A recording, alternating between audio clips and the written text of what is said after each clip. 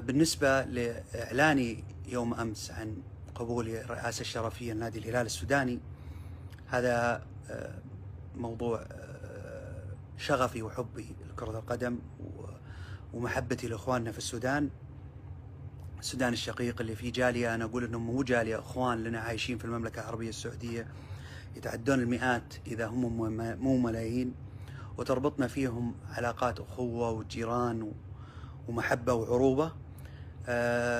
اتعرض علي المكان وأنا أتشرف فيه، والآن أنا أبغى أتواصل مع الأخ هشام الصباط اللي أنا داعم لي في الانتخابات القادمة.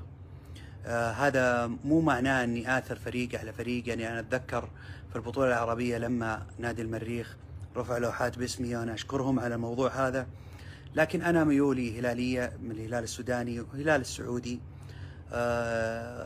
ففي السودان أنا بشجع الهلال السوداني، فاللي أقدر أقدمه للهلال السوداني أنا ما راح أقصر فيه، لا على مستوى لعيبة، لا مستوى كادر تدريبي، لا مستوى منشآت، لا مستوى تحت تنسيق ورعاية من مجلس الإدارة والأخ هشام الصباط.